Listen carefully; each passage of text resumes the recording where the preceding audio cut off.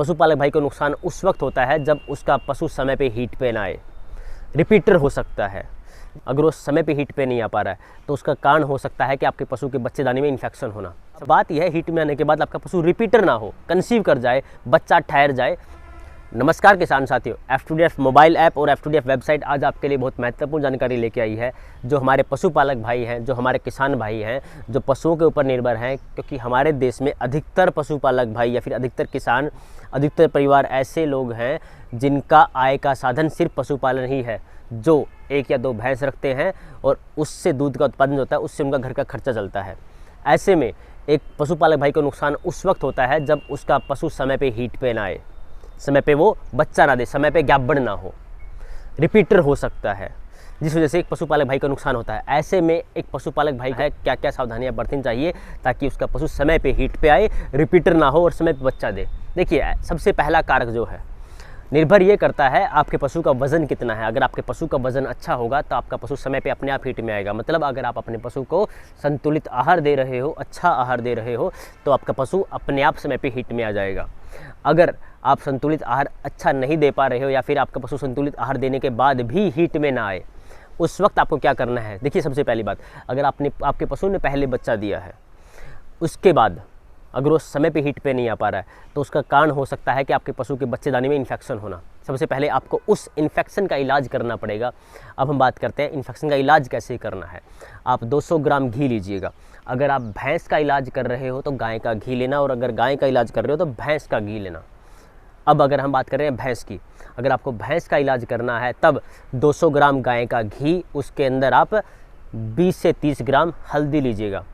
उस हल्दी को, उस तेल को, घी को गर्म करके उसमें हल्दी मिला दीजिएगा और उसे अपने पशु को दीजिएगा, और आपको लगातार 3 दिनों तक ये देना है। जिससे क्या होगा, आपके पशु के बच्चेदानी का इन्फेक्शन है वो ठीक हो जाएगा। अब बात करते हैं कि वो उसे हीट में कैसे लेके आना है।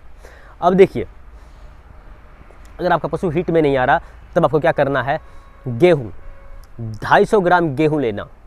उस गेहूँ को 2 दिन तक भिगो के रखना। जब वो अंकुरित हो जाए तब आप 250 ग्राम सरसों का तेल, 250 ग्राम वो अंकुरित गेहूँ, उसे मिला लीजिएगा। एक पेस्ट बना लीजिएगा उसका, बिल्कुल पीस करके, गेहूँ को बिल्कुल बारीक करके, ओके, उसे पीस करके उसके बाद आपको मिलाना उसमें जायफल या भिलावा, दोनों में से कोई चीज़ एक ले सकते हो, या भिलावा या जायफल।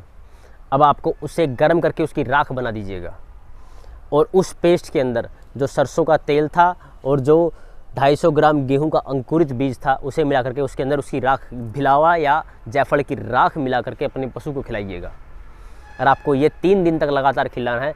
3 दिनों तक लगातार 250 ग्राम सरसों का तेल, 250 ग्राम अंकुरित गेहूँ और एक जायफल या भिलावा, वो अपने पशु को खिलाइएगा। आप अपने पशु को खिलाएंगे तो आपका पशु बहुत जल्दी हीट में आ जाएगा। अब बात यह है, हीट में आने के बाद आपका पशु रिपीटर ना हो, कंसीव कर जाए, बच्चा ठहर जाए, उसके लिए क्या करना आपको, आप अपने पशु को जो डाइट दे रहे हो ना, उसको हल्का करना होगा। अब आपको उसको ठंडा करना होगा। देखिए, अगर हम जो दूध का उत्पादन लेने के लिए पशु को अच्छी डाइट देते हैं, उससे क्या होता है, पशु के शरीर के अंदर गर्मी हो जाती है। अब उस गर्मी से बचने के लिए, ताकि आपके पशु को रिपीटर ना हो, बच्चा ठहर जाए, अब आप उसकी डाइट को थोड़ा कम करना, हल्का कर देना। प्रोटीन वाली डाइट है ज़्यादा। जैसे अगर हम बात करें सर्दियों का समय है, तब आप बाजरा या मेथी ज़्यादा देते हो तो बाजरे मेथी की मात्रा को कम कर देना।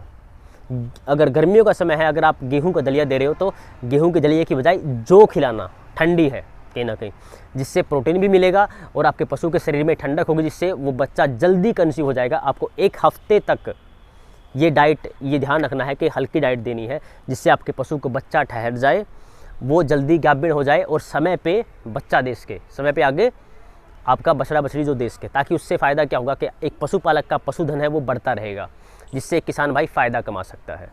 एक बार अगर आपका पशु रिपीटर हो गया, इसका मतलब ये है कि 3 महीने के बाद फिर दोबारा वो कंसीव करने के लिए तैयार होगा, तो आपको 3 महीने तक ज़्यादा खिलाना पड़ सकता है, जो आपकी जेब पे डाइट हैवी होगा, भार पड़ेगा। इसलिए बेटर यही है, समय पे हीट में आए, समय पे बच्चा दे, और एक किसान भाई का पशुधन है वो इंक्रीज होता रहे। हमारा उद्देश्य सिर्फ एक ही है कि एक पशुपालक भाई की नॉलेज से दूसरे पशुपालक को फ़ायदा हो सके। हमारे पूर्वजों की नॉलेज से एक पशुपालक भाई है, एक किसान भाई है, वो फ़ायदा कमा सके। हम ऐसे महत्वपूर्ण टॉपिक्स के ऊपर वीडियो बना के लेके आते रहेंगे। अगर आपको और डिटेल में जानना है इन चीज़ों के बारे में, तो हमारी और वीडियोज़ भी हैं, उनका लिंक हम डिस्क्रिप्शन में डाल देंगे, उनको आप देख सकते हो, ताकि आपको फ़ायदा पहुँचा सके। हम लोग ऐसी वीडियोज़ हम बना के लेके आते रहेंगे, आप हमें ऐसे ही प्यार देते रहिएगा, ऐसे हमसे जुड़े रहिएगा। चैनल को सब्सक्राइब कीजिएगा, फॉलो कीजिएगा। धन्यवाद।